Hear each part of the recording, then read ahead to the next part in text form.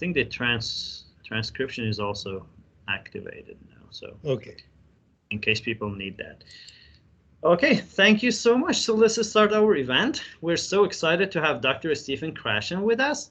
I am Dr. Amin Davoodi. I'm an assistant professor of bilingual and ESL education in the Department of Literacy, Language, and Special Populations here at the University of Texas Permian Basin, UTPB.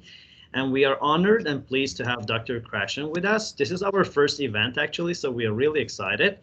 And before talking about the event, I need to just let you know that I've been to enough webinars and I hate it when the host or the moderator talks more than the guest. So this is not going to happen, I promise. Okay, I'm going to be very quick.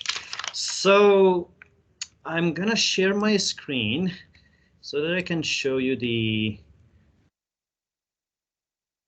Do you see the slides? Yep. Okay, so I wanted to give some information about UTPB to our international audience. We are a teaching university located in West Texas in a city called Odessa, which is very close to Midland. Lots of oil companies here in West Texas. The weather is always nice, which means it is warm. I hate cold weather. So in our College of Education, we have lots of programs. We have bilingual, literacy, educational leadership, and lots of other programs that you can see. We have undergraduate programs as well as graduate and certification programs. I'm going to paste the link in case anyone is interested in learning more about our college. So let's talk about the audience. I'm sure that not everyone who has registered for the event is here, but we had like more than 510 people who registered for the event from 60 different countries. And in order just to be respectful and appreciate their interest to learn from Dr. Krashen, I'm going to very quickly read the names of the countries.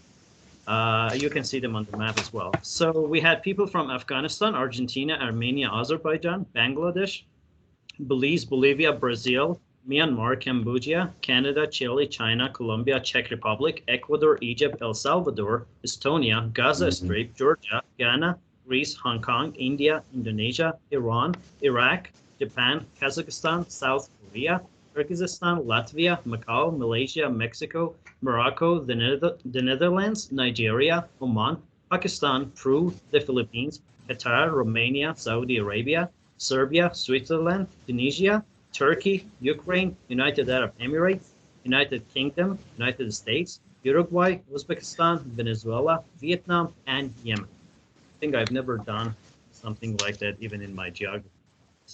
Okay, so we're going to hear from our Dean, Dr. Larry Daniel, the Dean of the College of Education here at the University of Texas Permian Basin. Dr. Daniel, please say a few words. Thank you very much, Dr. Davoodi. The College of Education at UT Permian Basin is pleased to launch its new lecture series. Our goal in this new lecture series is to promote thought, reflection, and dialogue on important topics in education among our own faculty, as well as the extended community of educational scholars and practitioners in the United States and abroad. We will feature some of the most prominent thinkers in education, beginning today with Dr. Stephen D. Krashen, Premier Scholar in Language Learning and Second Language Acquisition.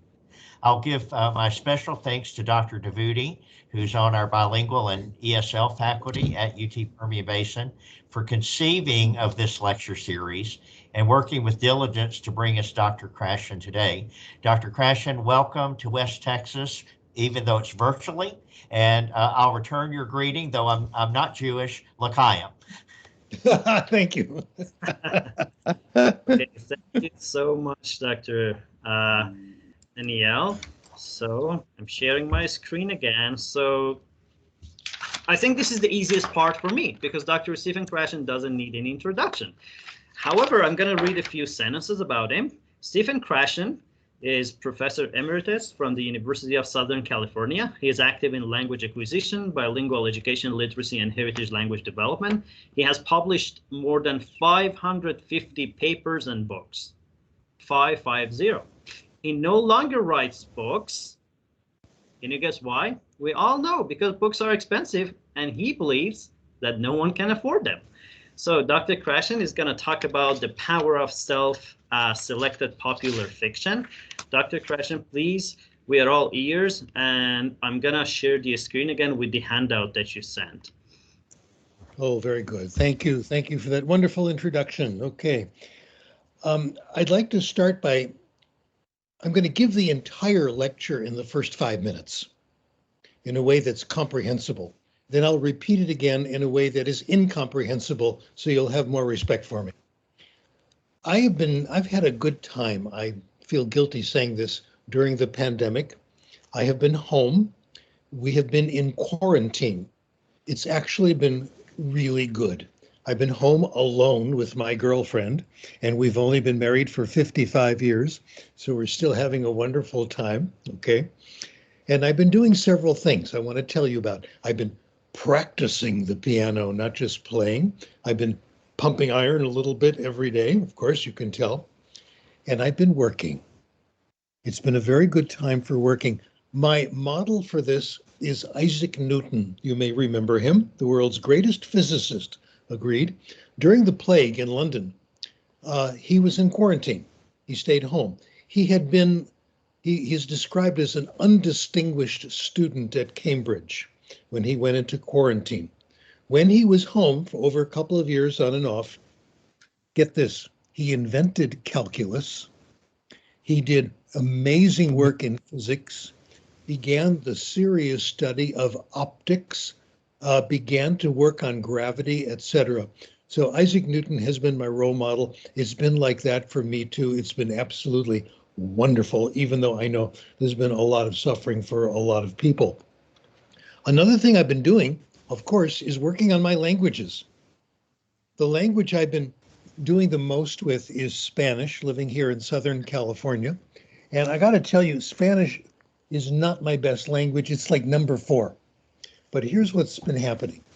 Every Friday morning, the local grocery store has a special time when old people can shop at 6:30 in the morning, and that's when I go there.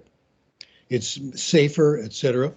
And when I check out, I found I always get the same person. First time I did it, I met him. I saw his name was Fidel, and I had heard him speak Spanish. So, of course, I spoke Spanish to him. And, of course, he answered in English, which is what you're instructed to do. But I was ready. I said, Fidel, tú puedes ayudarme. You can help me. Mi meta es hablar español como ustedes. I want to speak Spanish the way you do. Hablamos español. He loved it because I enlisted him as being on my team. Really wonderful guy.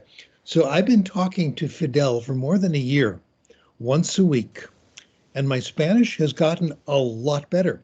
Fidel talks to me more quickly. He uses more idioms. And we do what we call in Spanish, charlar. We talk about other people, we gossip.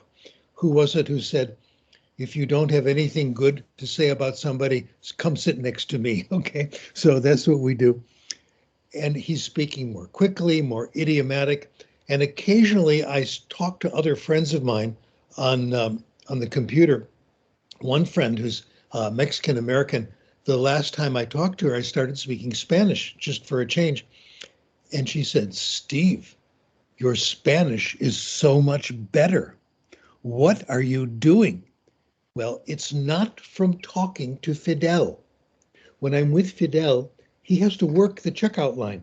He only has 30 seconds to talk to me. Then he has other customers, so I can't dominate him. But I'm still getting better because when I come home, I read. I have a nice collection of easy reading. I have been following the advice of my colleague, Benico Mason. I'll tell you more about her method. And she says, do lots and lots of very easy reading. I've been reading graded readers, books written for students of language. She's been experimenting with it on English. I've been doing it on Spanish. And here's what I have discovered. Graded readers have improved over the last decade. They are now gradually becoming literature. They're interesting. I have a couple of favorite authors. I read and reread their graded readers. You may have heard of one of them, Bill Van Patten, who's a scholar in the language acquisition, and he writes very interesting stories in Spanish. And Adriana Ramirez is my all-time favorite. Oh my gosh. I'll tell you about one of her books, okay? Give you an idea how good this is, how interesting. It's a story about a young man who has studied Spanish in high school, and he's not very good. He's there visiting, and he leaves his hotel in the morning in Bogota. He's supposed to meet somebody, and he gets lost. And he finds another young person and says, can you help me in broken Spanish? And they walk. He says, where are you going? I'll go with you. It's close here. They run into three beautiful young ladies. Great story. The three young ladies come up to his new friend, hold his hand, give him kisses on the cheek, and hug him. And and the friend introduces the narrator of the story to the young ladies. And they give him hugs and kisses too. Finally, they go on their way, and he says, what's going on here? Well, don't get the wrong idea, okay? These young ladies, two of them are my cousins. The other one I've known since we were 5 years old. This is the way we are in Bogota, in Colombia. We're very warm. This is how we react. In other words, what Adriana Ramirez does in that scene, and the whole book, is she gives examples of local culture and makes it exciting and interesting and comprehensible. These readers are getting better and better all the time. That's one of the reasons I'm having such a good time. I'm now reaching the point in Spanish where it's getting easier for me to read authentic Spanish, Spanish written by native speakers for native speakers. I could do that before, but it was slow and painful. Now I'm going to start reading Isabella Allende. That's my next goal because it's such good stuff. So that's the story. It's through reading that it happens, not through output, not through trying to produce sentences, not through correction. Well, I'm now going to back up and repeat the whole thing in more complicated language, so you'll have more respect for me. I'm going to review the last 45 years of research, okay? And it's still discovering new things all the time, and I'm going to give you the latest stuff today, a little of the old, a little of the new. It all begins with an important hypothesis. We think people have two different ways of getting better in language. You can acquire language, you can learn language, and they're different. Language acquisition, we sometimes call the natural way. While it's happening, you don't know it's happening. You think you're having a conversation. You think you're reading a book. You are. But at the same time, you might be acquiring. Also, when you're finished acquiring, you're not always aware that anything has happened. The knowledge is subconscious in your brain. The second hypothesis is that there is what we call a natural order. We acquire language in a predictable order. Some things come in the beginning, some in the middle, some at the end. So, for example, in English, as a first and second language for these examples, the progressive tense, John is playing the violin, that one's early. The third person singular, as every English teacher knows, is late acquired. It seems simple. Third person singular, just add an S. It's late acquired. The natural order has nothing to do with complexity. Isn't that interesting? Because when we create syllabi, we do what we think are simple things first, complicated things later. That's not the brain's order of acquisition. Important, you can't change it. You can drill the third person singular all day, but just like good wine, it will not be acquired until its time has come. The natural order is not the syllabus. I thought it was. In 1981, I gave this major speech in Los Angeles at the TESOL convention. And I announced it was a standing room crowd only because there were only 10 chairs in the room and 12 people showed up. But I made this big announcement. We have the natural order. Let's teach along the natural order. The scholars should just tell us what the order is and we'll make, no, wrong. Not the first time I was wrong, certainly not the last time, I'm sure. We don't teach along any order. If you do it right, the natural order is the result, and we'll come back to that. So what is conscious learning all about? What is learning for? I am not opposed to teaching grammar. I want to settle some rumors about me. People say nasty things. It's not true. One of the many nasty things is Krashen says, don't ever teach grammar. Grammar is evil. Grammar is wrong. Teach grammar, go to jail. No, that's not my position. My position is teaching grammar is hard. It's a tough, tough road to take and has only limited results. If you want to learn grammar and use it in conversation and make sure you get the rules right, monitor yourself as you speak, make corrections, 3 conditions have to be met, and these are very daunting conditions. Number 1, you have to know the rule. We don't know all the rules. The best linguists in the world don't know all the rules, even of English, and English is the most thoroughly studied language so far. And of course, the person who knows the most about English is Noam Chomsky, because he has spent his entire professional life analyzing English grammar in an attempt to get universal principles.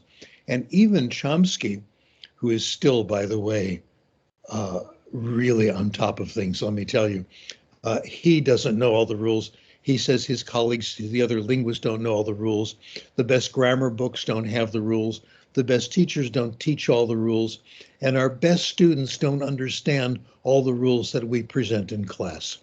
All we can deal with is a small portion. Chomsky says we have only discovered fragments of English grammar. So that right away limits grammar. So how do we acquire language if it's not through grammar? Let me give you a language lesson first. How's that? No extra charge. Language lesson today. I'm going to give you 2 language lessons. I'll use a language some of you have studied, some of you may speak, and you can tell me which lesson is better. Okay, very short. Krashen, can I just say something for a second? I'm so sorry for the interruption. So they're asking me about Q&A. We will have a Q&A at the end of the lecture, yes, 30 of course. minutes. But please go ahead and submit your questions through the Q&A feature. We may not be able to activate the microphone for everybody. So while Dr. Krashen is presenting, you can submit your questions. Then I will show the questions at the end of the lecture. Thank you so much. Please continue. Sorry. And you can be confident if you don't ask the right questions, I will change them. How's that? So I can say what I want to say. Okay. Where was I? Oh, yeah. 2 language lessons. Here's lesson number 1. Wir werden jetzt anfangen, Deutsch zu lernen. Und ich möchte Ihnen voraussagen, dass nach meiner Meinung Deutsch ist eine sehr schöne Sprache. Und ich hoffe, dass Sie alle sehr viel Erfolg mit Deutsch haben werden. What do you think? Good lesson so far? If I kept speaking to you like that, would you acquire German? No. How about if I slowed it down? That was actually pretty slow. That wouldn't help. How about if I said it louder? No, that wouldn't help.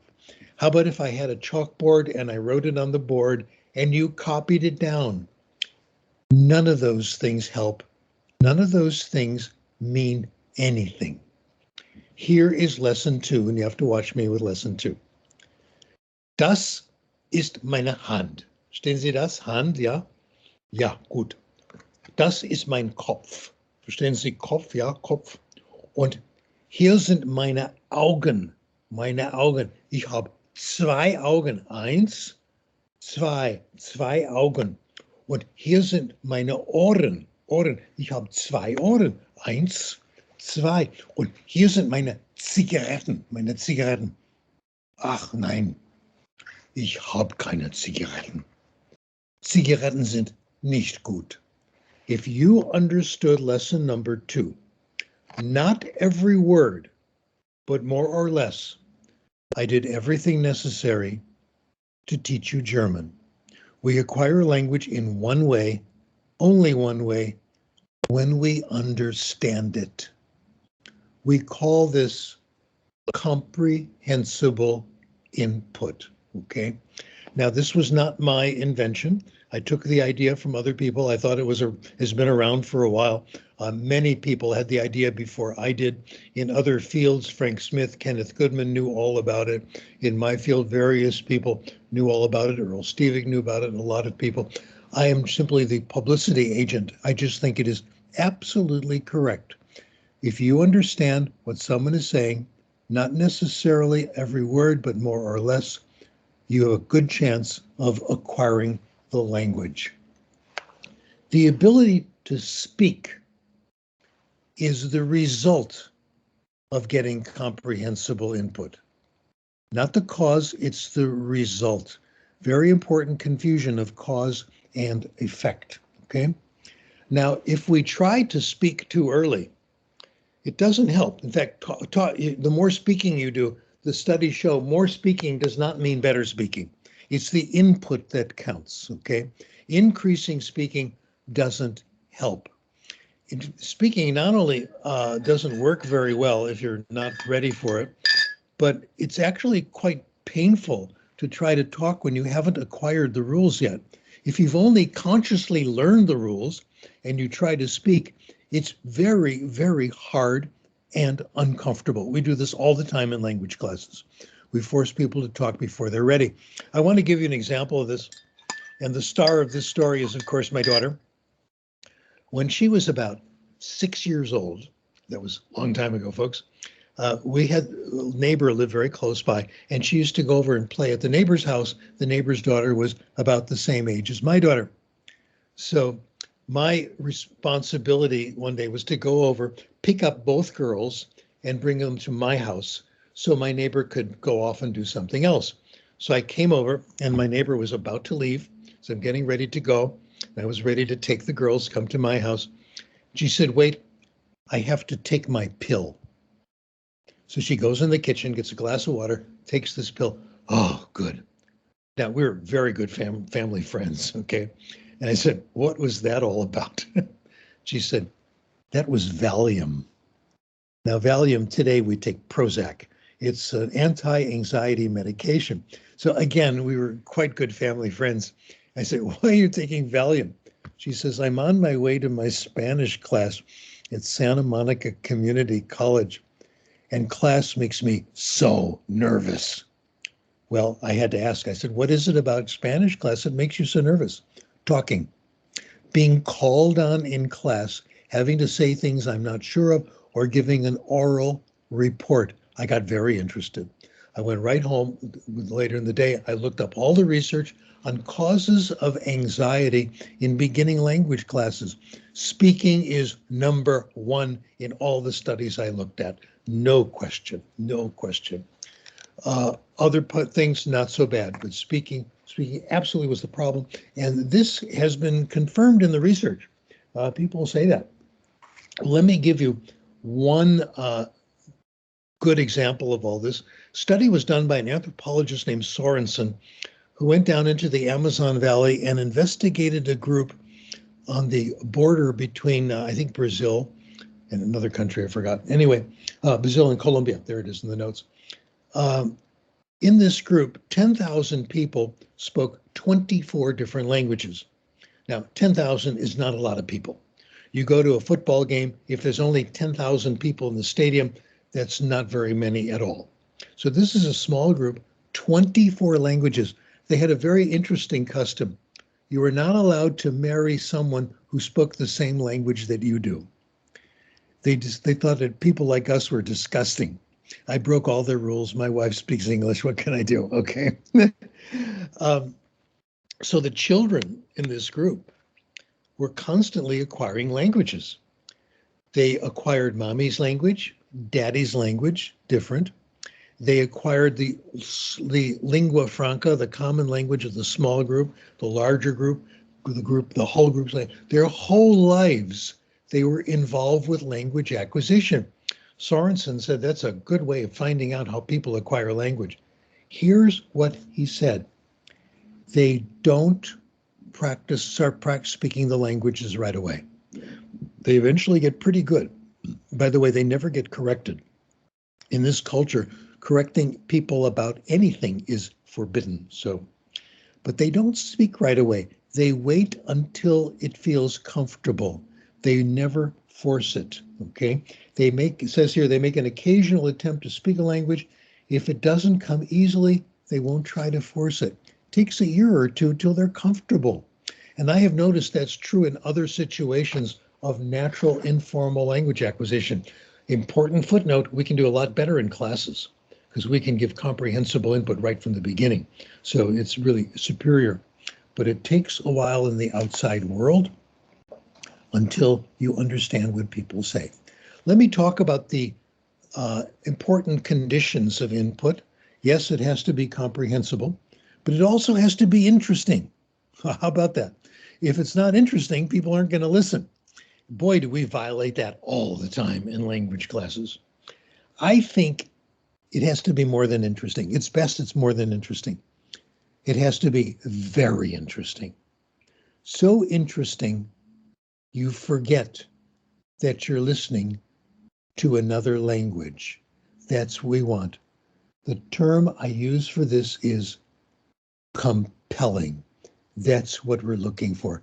Compelling input. So interesting, you forget it's in another language. That's what we want in class. That's what we want when we read, etc. With research from colleagues at the University of Illinois, very helpful. They do excellent research. Richard Anderson is the head of their research team. They've done study after study, which is, I think, just golden research. Here's what they find for first language, and we have found this is true of second language. Each time you encounter a new word in print or you hear it, and you kind of understand it, you get a little bit. Not the whole thing, you get gradually build up the form and the meaning. Takes 5, 10, 20 times, gradually over time, hearing it in different environments. And it happens through context. Nearly all of our language acquisition happens through context. Now, people are uncomfortable with this. They have made the complaint, and I understand why. Context doesn't always give you the right answer. Context can not give you much information, can even be deceptive. For example, here's a favorite example they use. Let's say this is the context. Someone holding a finger out, pointing. Now, does that mean pointing? Does that mean finger? Does that mean over there? Does that mean count my knuckles? You don't know what it means. But over the long run, it works out very well. Most context is somewhat helpful. About 60% of context actually give you a clue. Some don't tell you one way or the other, but a tiny percentage, less than 10%, push you in the wrong direction. This has to be true, otherwise we would never acquire language. Context is how we get it. Okay, let's move to application. I want to say a few words about that before I start. The major point today is reading. Fiction, otherwise known as literature. My conclusion is, I'm not going to say literature is by far the best way, it's the only way. It's a very good way. So far we have pretty good evidence that stories, literature, are a wonderful way to acquire language. In fact, most beginning language methods today depend on stories. Children depend on stories in acquiring their first language. 90% of children say they like it when mommy and daddy read them stories or tell them stories. How do you like that? The 10% who don't like it, mommy and daddy don't like telling them stories. I can't imagine that, okay? Most parents like it too, as a matter of fact, okay? The more stories children hear, the better their language acquisition, the better they speak, the more they know about the world, the more they understand, okay? So it eventually leads to reading. The method I want to tell you about that I've been using, I mentioned her name, Beniko Mason has pioneered it. It's called story listening. And she developed it in teaching English as a foreign language in a university in Japan where she was teaching, but it's certainly applicable to, I think, all instances of second language, and we have been trying it in different places. The class is basically story time. The teacher tells stories. They don't hear one story, two stories. They hear hundreds of stories. Isn't that wonderful? You go to beginning class and you listen to comprehensible, interesting stories. What could be more interesting? Dr. Mason likes to take it from Grimm's fairy tales. She likes fairy tales in general, stories that have stood the test of time. She'll take the story that she wants to read or tell the students. She finds the words that she knows or the constructions that she knows might be problematic. She prepares. She draws a picture. She may occasionally give a definition in Japanese. She does this in Japan. In general, it's not really necessary here and there, and explains it and makes it comprehensible. The results have been very, very encouraging. The students are not told to focus on new vocabulary. When Dr. Mason explains a new word or draws a picture, it's to make the story more comprehensible. You don't have to, she doesn't expect them to write it down, make flashcards, things like that. Just listen to the story and enjoy. Those words that you think you may forget, don't worry, they're going to come back. People say, well, what about frequency? We need to do all the frequent words and do those in advance. Well, they're frequent, so they're going to come back automatically. You don't have to worry. Rather than do drills and exercises, and this is what our studies say, we don't tell a story and then do exercises to solidify the words. The words come back anyway. And we have determined from our studies that things are more efficient when you tell another story. They get more words per minute when you tell stories than by drills and exercises. This is actually more efficient, easier, and much more pleasant than doing the traditional way of direct teaching, okay? Well, this leads me to stage 2.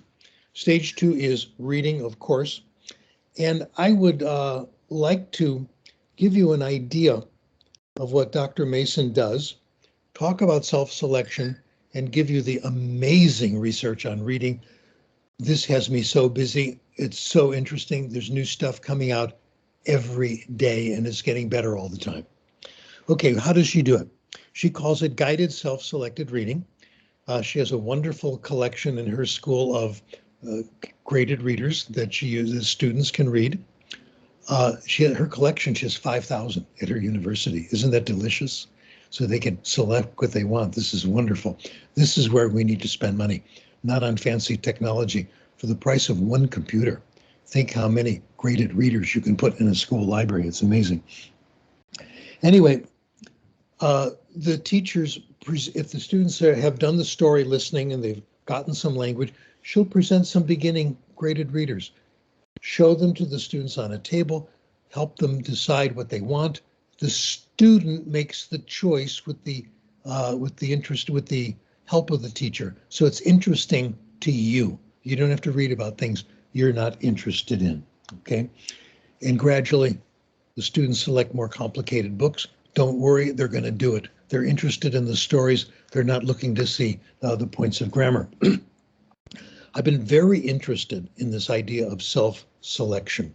I got interested in it reminiscing about my high school experience, and I invite you to reminisce about yours. When I was in high school in the United States, we had English class, we had British literature, we had American literature, and the books were assigned, and the books were great books. They were classics. I read all the readings. I took tests on the books. I passed the tests. I don't remember a single book that I read in all those years of high school. Not one. And I'd be amazed if you remember more than a couple. What I do remember is the books I read on my own. At that age, I had two kinds of reading that I really like. One was science fiction. I read the major science fiction writers of the 1950s and 60s. I read Isaac Asimov, Robert Heinlein, Arthur C. Clarke. I still think they're wonderful, okay? And in foreign language now, I go to science fiction first thing I do. And true confession time, I read baseball stories. I'm going to tell you about them. They were wonderful. The author's name was John R. Tunis, who invented a mythical baseball team and included the most amazing bits of philosophy that I profited from. In fact, these books are so interesting that I started meeting with my former doctor from the medical group that I went to. And we got along so well that we started meeting on our own afterwards because he liked the same baseball stories. And we still talk about them and how interesting they were. Okay, I can't resist. I got to tell you about one incident in baseball. I hope some of you understand baseball. In one of the stories called The Keystone Kids, John R. Tunis, the main characters are a brother combination, two brothers. One is the shortstop of the team, the other is the second baseman. And they're quite young. They're in their early 20s. The older one is the shortstop. He's like 25, 26. His name is Spike. Now, the manager resigns, and the owner of the team appoints the shortstop, 25 years old, as the new manager, which is remarkable in baseball. The managers are usually 50, 60, 70 years old. And Spike Russell gives the team a lecture the first day and tells them how to be a human being. It's wonderful. I have this book on my shelf. He says, one of the many things he says, you guys, when you hit the ball and it's a ground ball, you hit the ground ball, say to the shortstop, he throws it to first, you try to get there before the ball does. Run to first base as fast as you can, even if you're sure you won't get there on time, because the first baseman may drop the ball. It may be a wild throw. If you don't do that, you'll never get to second base. You won't profit by the error.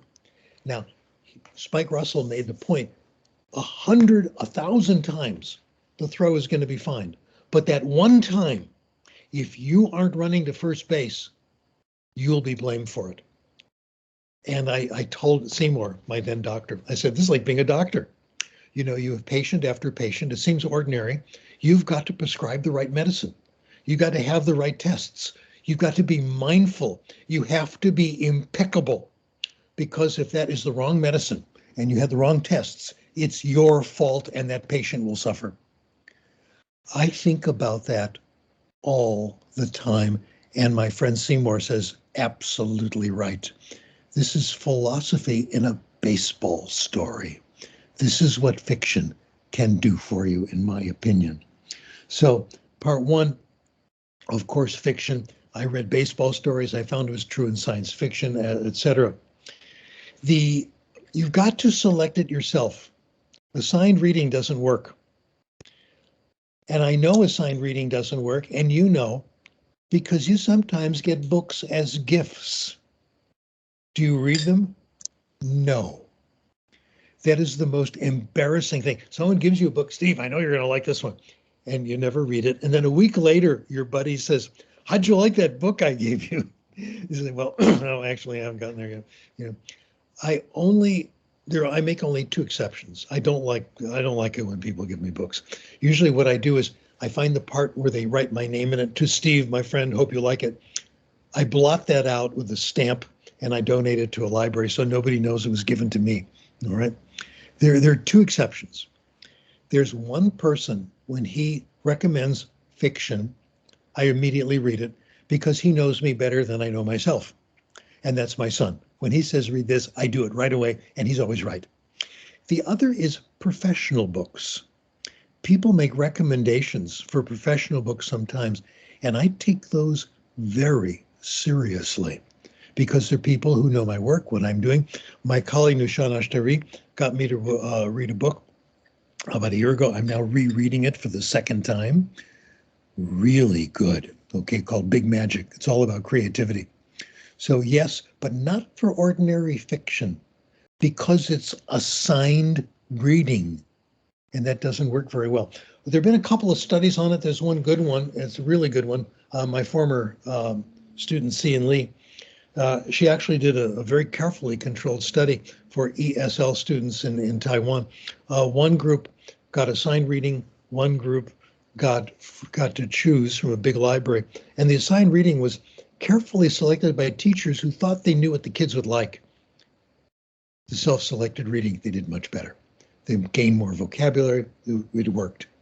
Let me tell you a little more about the research, though, and why I'm so excited about this. I told you what Dr. Mason's method was, guided self-selected reading. We cooperated in a study. Some of her students volunteered to take the TOEIC examination. This is English as a foreign language in Japan.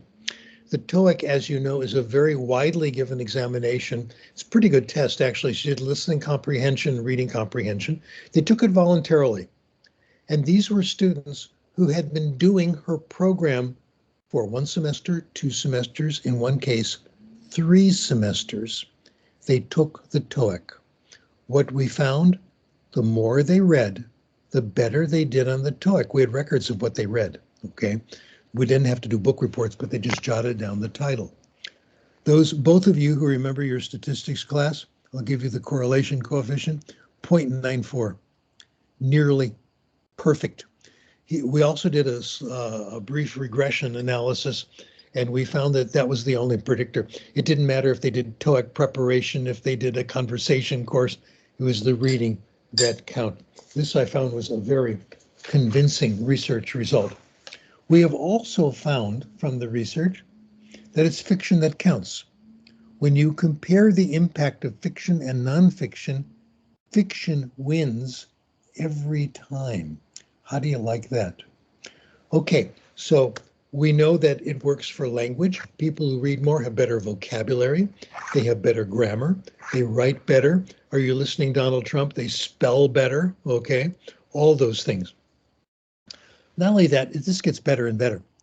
People who read more know more. And what they read is fiction. Fiction is the #1 thing that people read. You look at lists of bestsellers, mostly fiction. You look at what's taken out of libraries, it's mostly fiction. How about that? People who read more fiction know more about everything. They know more about science. They know more about history. They know more about literature. They know more about practical things. The best study ever done, which is, I just read this less than 2 weeks ago, and I'm very excited to present this to you. This is the first time I'm presenting this in public. I found a paper written by Keith Stanovich and his colleague in 1993. I hadn't read it before. I finally got around to reading it. As soon as I read it, I wrote a note to my colleague, Jeff McQuillan. Have you seen this? He says, yeah, this is the one, no question. They took students who had finished 2 years of college and gave them a number of tests. First of all, they gave them tests on a wide variety of subjects, very brief tests: science, social studies, current events, finance, health, daily living, technology, cultural knowledge, multiculturalism. For example, in science, what part of the body does the infection called pneumonia occur? Say, when you borrow money, what's the term for the amount of money charged for a loan? Interest, okay? You have to know that. So there are questions like that, fairly ordinary knowledge taken together. This is a good leaving examination for high school. It's what students should know in a variety of everyday things about life in general when they leave high school. I thought it was very well done. It was easy to put together. They then gave them 3 kinds of other tests. One kind was print exposure. One part was books, the other part magazines and comic books, and a test of TV knowledge of programs and main characters. They also gave them math tests and a test of reading comprehension. They gave them the Raven Matrices test, which is supposed to be a test of logical thinking and problem solving, and they put in their high school grade point average. Here's the result, gang. This is so interesting. What are the predictors of all this general knowledge? Grade point average was barely significant. All the work they did studying is not going to make you prepared for the world. The test of logical thinking, insignificant, didn't matter. The math test, it was significant, but just barely. There's the beta on the chart, 0.165. Reading comprehension, yeah, but not very much. Nothing to worry about. Television knowledge was negatively correlated with how much they knew about the world. So your mom was right. You shouldn't be watching all that much television, okay? Doesn't do you much, unless, of course, it's Star Trek. The one that counted, print exposure, magazines, comic books, and book reading. That was a powerful predictor, 0.72 on the chart. When I saw this, I said, this is the best evidence we've ever seen. There's several other studies that show this is true. This overall shows reading is where we get our knowledge, and it's pleasure reading, reading that we read for fun, that we like. Very justifying, very nice. Okay, so reading gives you, number one, language. Number two, knowledge, knowledge, knowledge. Number three, this is a recent thing. I found out about this reading Scientific American, got very excited. What they call habits of mind. People who read fiction develop more sophisticated habits of mind. The big one, empathy. You start to understand other people a lot better because you meet so many people when you read fiction that you don't have a chance to meet in real life. Terry Gross on the radio, great quote. When you read fiction, you're learning to be somebody else, learning to see the world through their eyes. You read Murder on the Orient Express, you meet a lot of people and you get an idea of how they think. You're in their minds for a moment. The second point combines with this. Readers get a more sophisticated view of the complexity of life. They know that life is not simple. They begin to distrust easy solutions that seem obvious. Wow, because they have seen so much of the world in fiction writing, okay? They are much more tolerant of vagueness, and they avoid obvious solutions. I originally got this published in the Washington Post as an attack on Donald Trump, which they published, by the way. This is very interesting. I talked about reading, and I said reading gives you spelling, which he doesn't do very well, and also it gives you avoids simple solutions like we'll build a wall on the Texas-Mexico border. That's going to solve our. No, that's not the solution. We'll raise tariffs with China. No, that wasn't the solution. Okay, but it's a simple solution. People think it's going to work, and it didn't. I've gotten some nice quotes from people who say the same thing. The interesting contrast with Donald Trump, of course, is Barack Obama. Here's what Obama said. This was an article in a British newspaper, and they asked people what they read and what influence it had on them. Here's what Obama said, and he hadn't read any of this research. He said, when I think about how I understand my role, the most important thing I've learned from novels. Wow. It has to do with empathy. It has to do with being comfortable with the notion the world is complicated and full of grays, but there's still truth there to be found. It's possible to connect with someone, even if they're very different from you. And you know I'm going to quote Noam Chomsky. I can't get through the day without quoting Noam Chomsky a minimum number of times. That Chomsky says, we're eventually going to find out that we're probably going to find out more about the human condition and human beings from novels than from scientific studies of human behavior. Same idea. By the way, I have to put in a personal note about criticizing the former president of the United States. Over 100 years ago, Theodore Roosevelt made a statement about criticizing the president. He said, it is the citizens' responsibility to criticize the president. Failure to do so when you think it's justified, that is treasonous. So in saying these things about Mr. Trump, I am simply exercising my responsibility as a citizen of the United States. Right? Well, if all this is true, what does it mean? What do we do about it? The first step, the first change I want is greater effort to provide access to books. We make all these claims about what people need to do to improve their lives and all this stuff, improve their language, and it rarely has to do with reading. I got a letter published this morning, this morning in the Los Angeles Times, okay? And an article, they've been discussing the SAT tests, and people have been recommending that you study for it, you take these, and you do the vocabulary drills, and you'll do better on the SAT.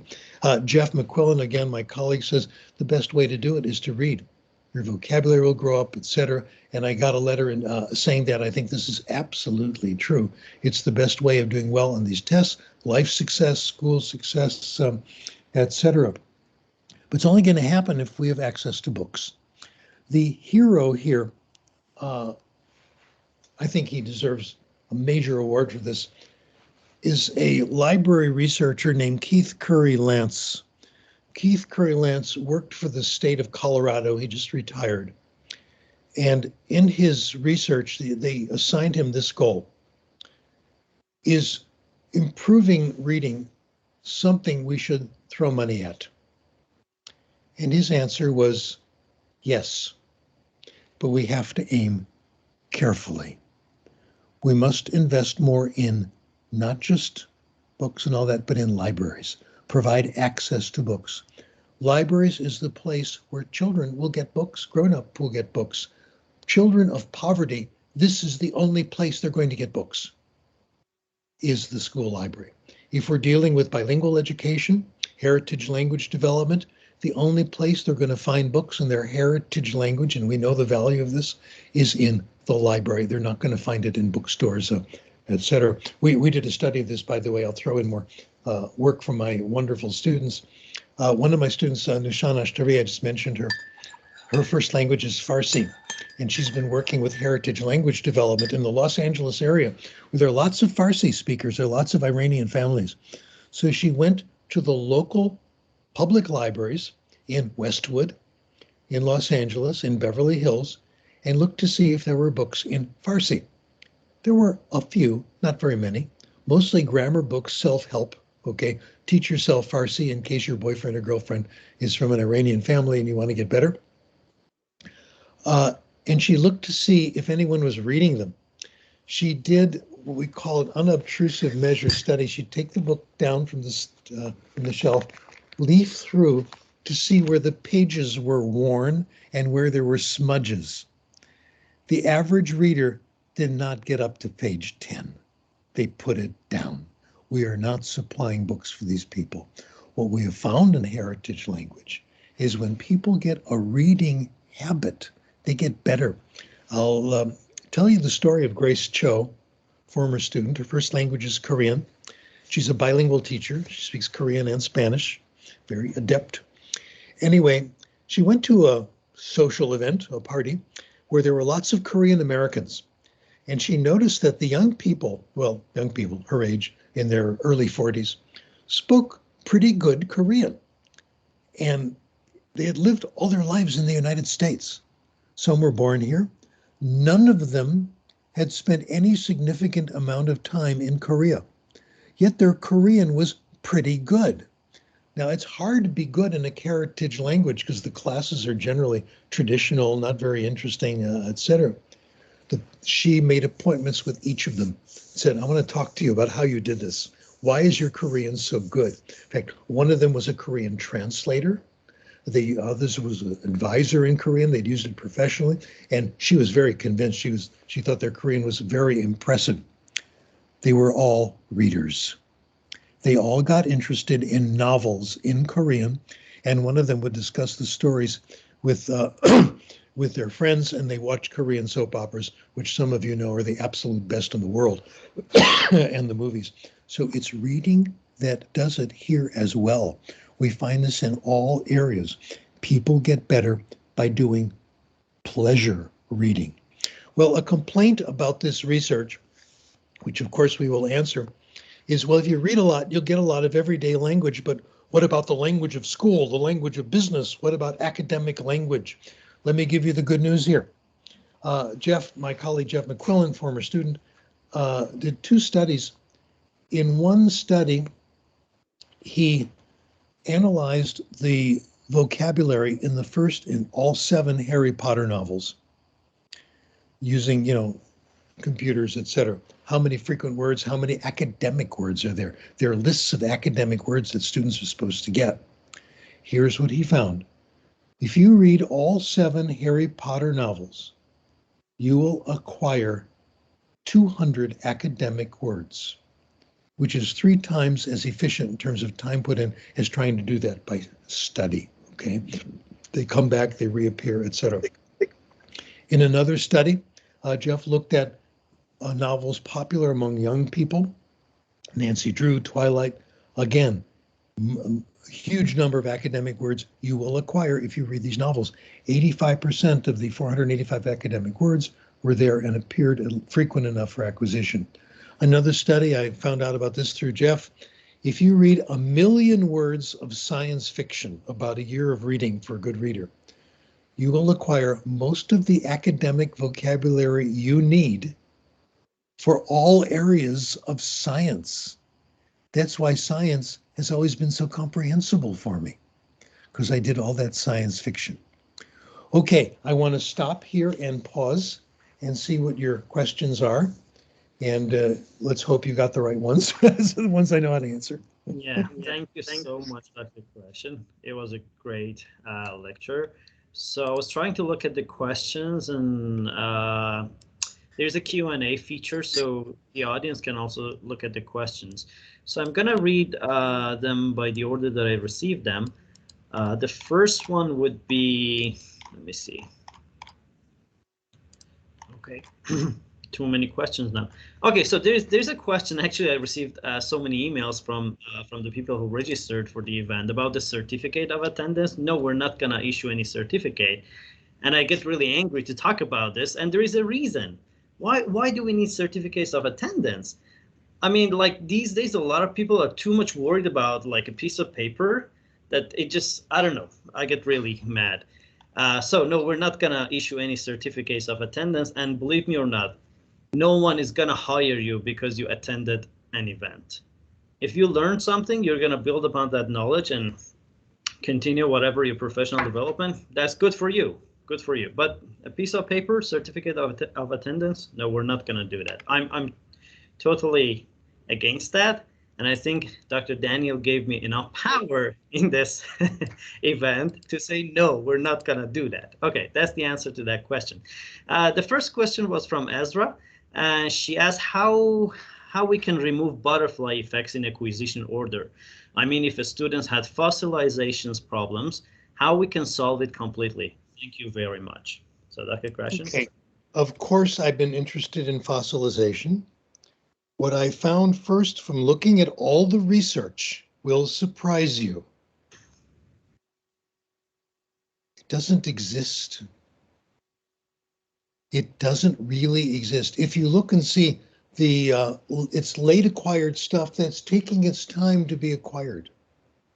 Keep reading, keep listening, and you will keep acquiring. The language acquisition device does not turn off. In fact, it never turns off. It doesn't turn off for grammar. It doesn't turn off for accent. The perfect accent is inside of you. It's there.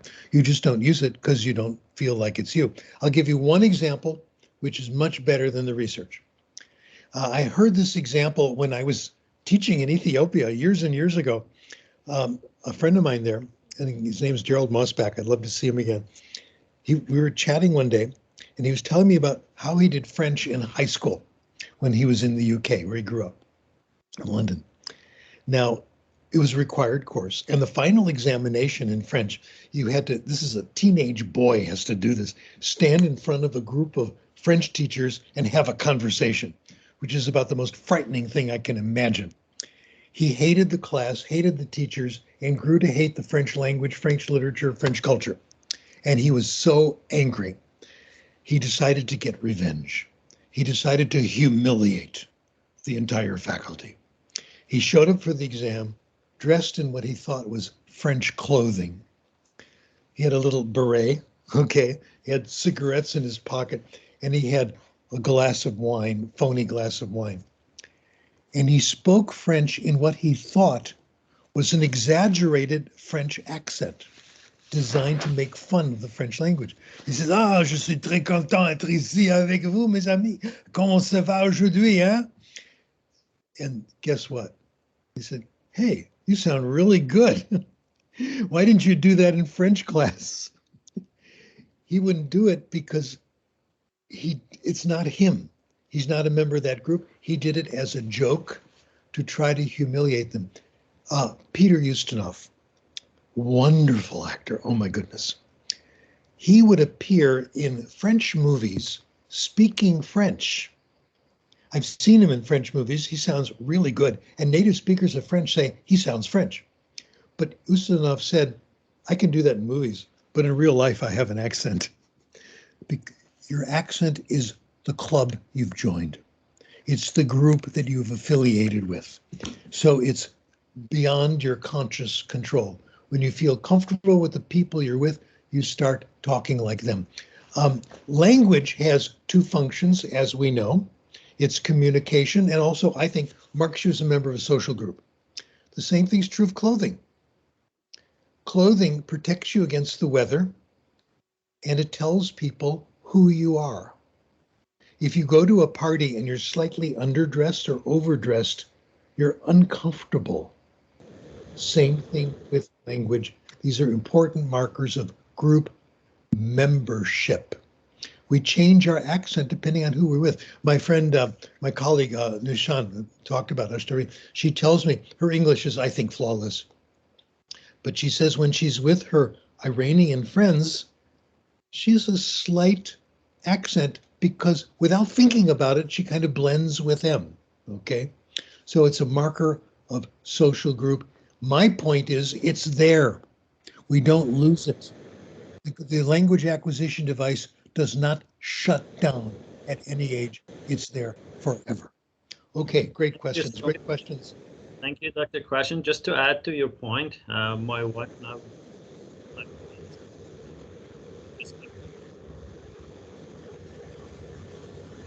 Can't hear. Yeah, do you hear me now?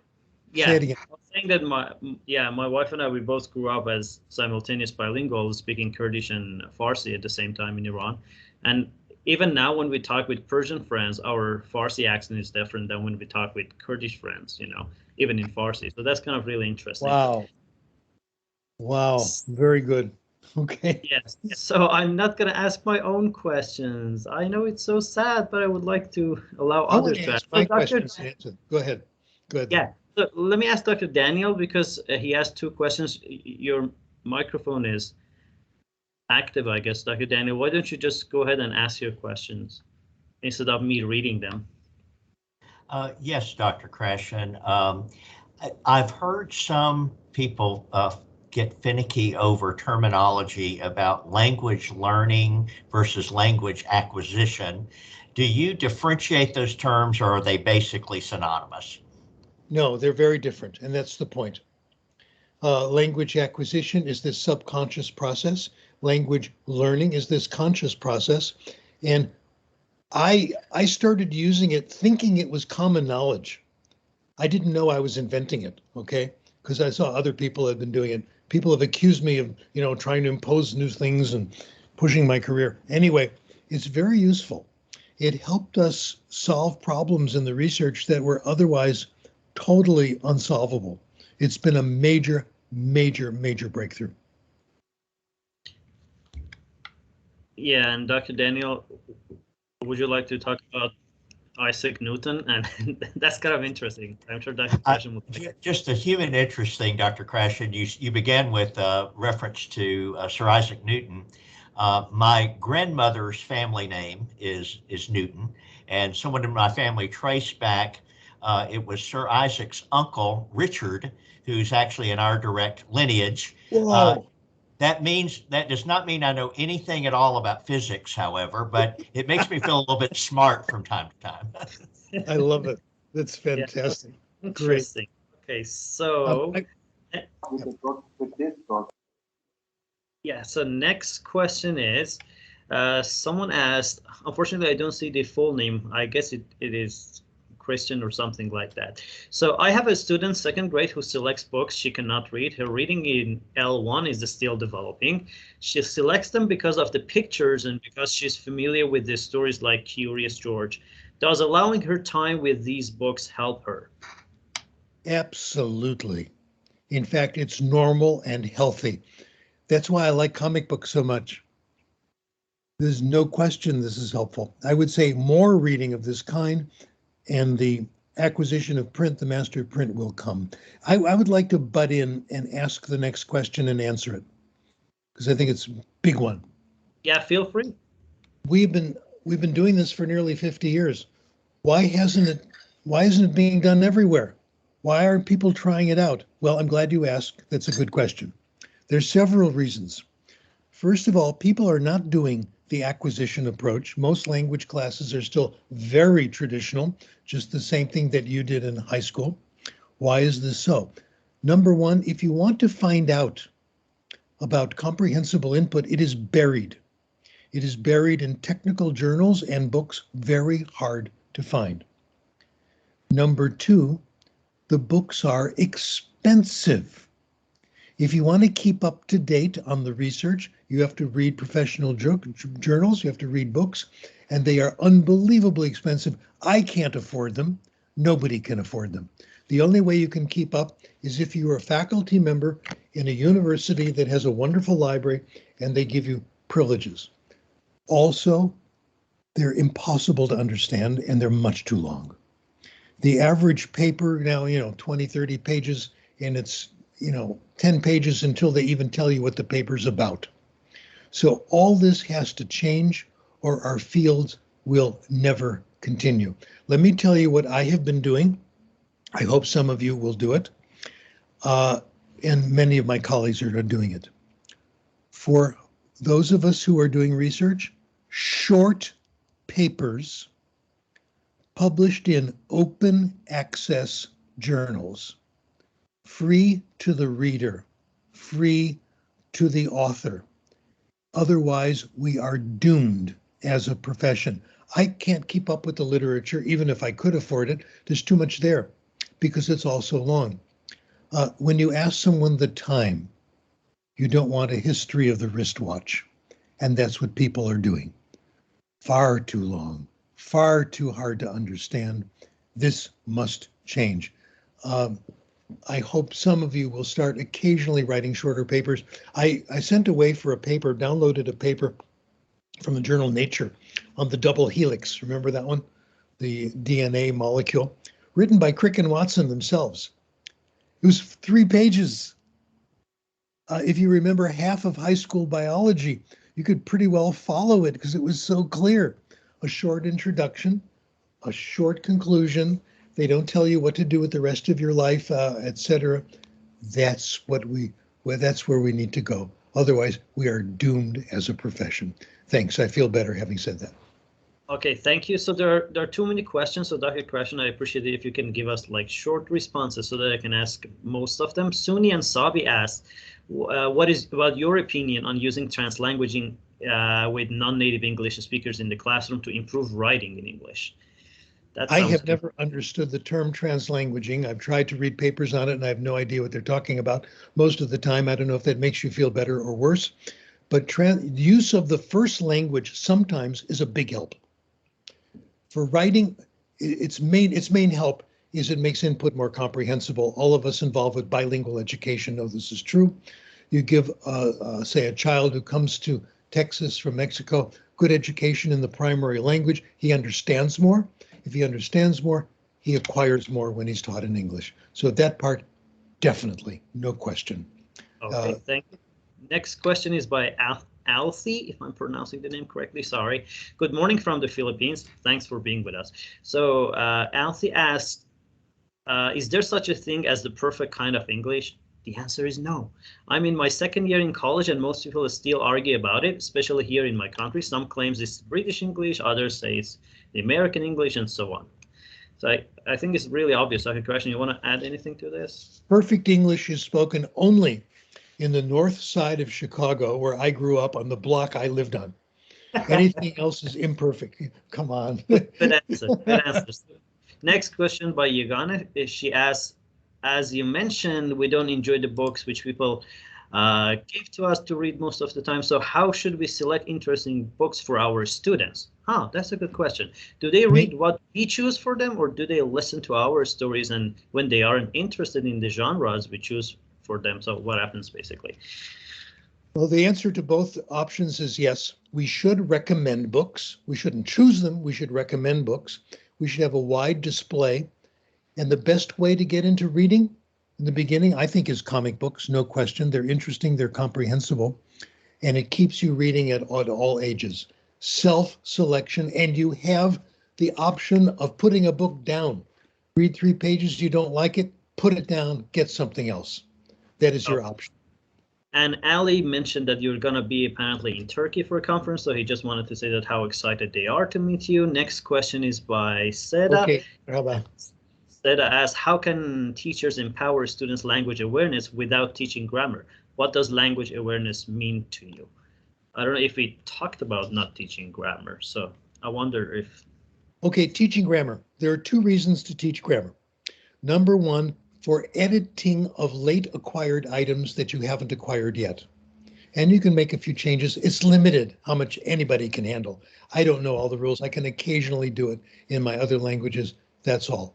Another reason, though, to occasionally talk about grammar is to teach people how language is acquired. The Chomsky's incredible idea that if something is universal, it's innate, and looking at universals across cultures, teaching the fundamentals of linguistics as subject matter, not to help you with the language. As subject matter, I think it's wonderful, not required, simply very interesting. Okay, and Dr. Krashen, I'm going to ask my colleagues question. So Dr. Tara Wilson, who teaches in our literacy program, she wants to know how you think about like science of teaching of reading, to get some... The science of reading, I think, is a major hoax. H-O-A-X. I think it is a plot done by certain publishers to push phonics and phonemic awareness. I have studied the documents on science of reading. The basic principles, the big ones are phonemic awareness and phonics, phonemic awareness and phonics.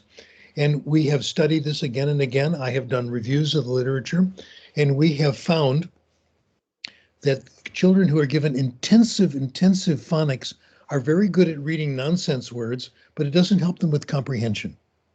We acquire most of the rules of phonics anyway. If you want to teach phonics, teaching a few simple beginning sounds, fine. That will help make text more comprehensible. But beyond that, it's a total waste of time. I think they're very successful, science of reading people, by calling it the science of reading. Suddenly it becomes respectable, but it's not a science. Okay, let me just correct myself. Apparently, Ali didn't say that you're going to be in Turkey. He was asking if you would like to be in a conference in Turkey. So, Ali, I would let you contact Dr. Krashen later. So, next question is, what are good publishing companies for compelling graded readers? I really don't know. I don't even pay attention. I order the ones that I like. I find them, I order them, find good authors, and I don't, my criteria is, are they inexpensive? That's important to me, because just like you, I've got to make it through the day financially, okay? So, and I've ordered some good ones from people, and you'll find them yourself. I don't want to say one company over another, because I really don't know. Okay, and I guess this is going to be probably the last question that I have in the Q&A. I wonder about not worrying about teaching frequency words for, as mentioned, they will come up eventually. Do you have research as to how much time-ish it takes? I ask because, oh my God, I received too many notifications. Just give me a minute. I ask because sometimes teachers are pressured by institutions and or students about learning and using them. Frequent words are frequent. Nobody seems to understand that. They're called frequent because they keep coming back. We know that. It's impossible not to encounter them. I would forget the whole issue. We all get them. If you have intermediate students, advanced students, and you test them, they will know all the frequent words. Okay, thank you for responding to that question. I don't see any more questions in the Q&A. There were some questions in the chat box, although I said don't post your questions here. That's okay, it always happens. So one question was about deductive grammar, Dr. Krashen. Without your permission, I responded to that question on your behalf. I said no. So let me see if there are other questions here. Okay, so there's one question from AFSA. We are not allowed to put English literature as part of our teaching material, I guess probably by a school or institutions. How can we involve the students in reading texts which are not tangible to kids in a certain country or culture? In the first place, why should we do that if that is not relevant to their culture? But any thoughts on that, Dr. Krashen? My feeling is we have to help students get to the books that they want to read, period, that they find so interesting they can't put them down. That's the whole point. Any way we do that is fine. Okay, so I got a comment from Dr. Lindsay Baldrez, our colleague in the special ed program. She says, not a question, but thank you for this. Amazing speaker. Thank you, Lindsay. Shelly, I see you. Shelly is my neighbor, Dr. Krashen. Actually, she can hear me through Teams and through the not very thick walls that we have here on campus. So sorry, Shelly, I'm sure that you didn't enjoy hearing me twice. So I'm gonna give you the option to ask your question now. I don't really have a question, but thank you so much. I looked at a lot of your work when I was in my doctoral program. I was very passionate about independent reading. So what about the secondary grades? I'm a previous secondary teacher, and I found that teachers at that age were more, reluctant to include independent reading as part of their classroom. They don't have time, or, there's lots of different excuses. So what advice would you give to secondary educators in regards to the importance of independent reading? Let me tell you about a wonderful study that appeared in the School Library Journal many years ago. They were in a junior high school. They took comic books and graphic novels and brought them to school in display. And if you read them, you had to read them at the school. You had to sit and read them right there, but they were there just to sit down and read. They found once they put them in, they let them sit for a while, the amount of reading that went on rose spectacularly, more books taken out, and more books that were not comic books, not graded readers. It increased all interest in reading.